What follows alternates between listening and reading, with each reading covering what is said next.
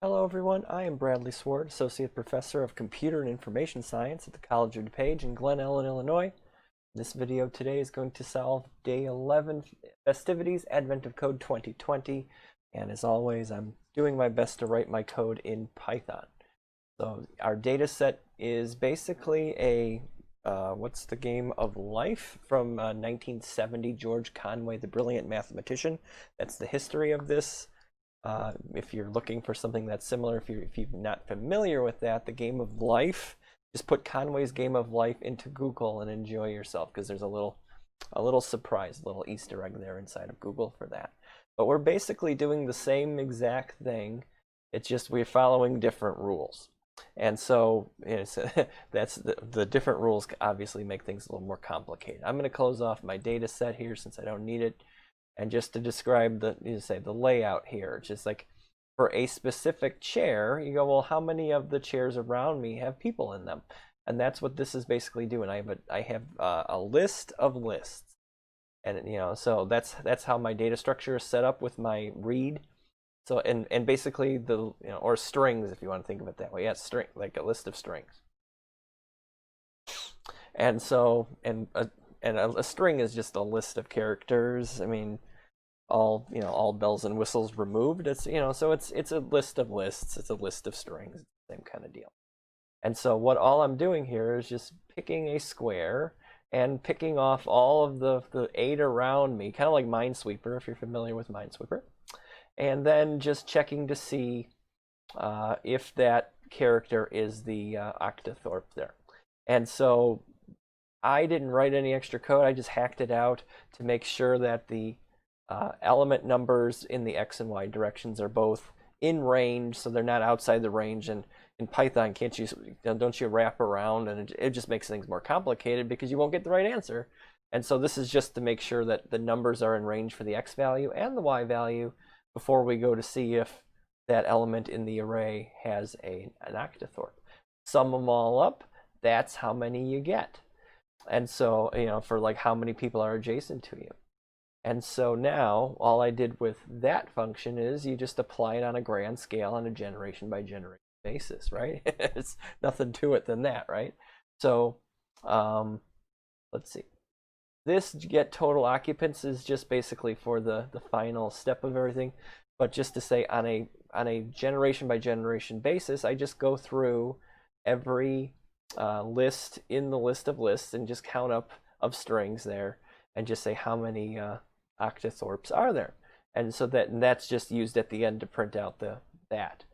But otherwise, going in this, if data is my current generation and next is my next generation, all I'm doing for every element in the data, checking to see how many adjacent people are sitting next to them. And it takes into account, of course, that this dot character, which means empty space where no one's allowed to sit at all. So it doesn't play a role in this. And so what happens is if the seat is empty and there's nobody adjacent to me, I'll go have a seat. And then otherwise, if the seat is filled up with somebody, if my butt's in that chair, but 4 or more people are sitting around me, oh, I'm getting out of there, and I leave. And it becomes an empty chair. And you're just going and going and going. And I have this going for 500 generations, and you can see it. They say people have told me that the data sets are different for everybody, all the people of the world. I don't know how true that is. I'm basically doing this solo. I don't have my friends have backed out on me so far. So if they're listening, shame on you. You guys should be doing this. This is a lot of fun. But anyway, so I get 2,418 for day or part 1 of this for my solution set. And if you follow this, I'm fairly confident you'll get yours too. So let me talk to you now about part 2, and we'll get on with our day. And for part 2, a lot of it is familiar, but a lot of it is the same. So they were saying that the rules for occupants for empty versus occupied have changed slightly. And so now you can tolerate 5 people around you because they're not directly most likely around you.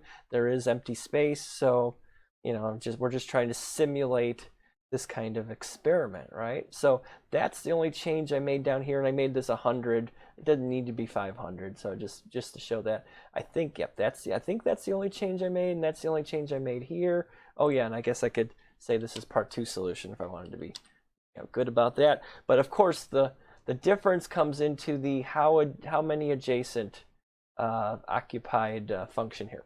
And so this is what has changed. Everything else has stayed the same, relatively speaking. I just came in and changed that to a 5 as well because the rule changed. So this is just saying I'm glad I did this, and people are in part 1 are like, why is he doing that? And I didn't know I was doing it for a good, I was just trying so I could visualize all the 8 squares around me. But this turned out to work very well, because now what I do is I start off with my position and I take that offset one at a time.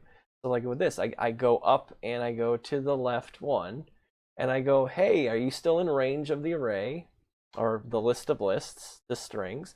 And I go, if so, hey, keep going until you run out of range, or you're not a dot anymore. So you're either an occupied or unoccupied chair. Just keep going and going until you find the first square diagonally or horizontally or vertically that has at least a chair. And then all we do is find out if it's in range, is it occupied or not? And again, my disclaimer is I hacked this up real quick. I wanted a solution. I don't want, at this point, it's not the absolute best way to do things, but it's pretty good. It gets the answer across, right? So this changes things, because instead of just looking one square, it goes as many as it needs to find a chair to compare against. And in my case, just to show you guys now, again, it takes a little more time to equilibrate, but it gets there, and at least in that case, it comes out to 2,144.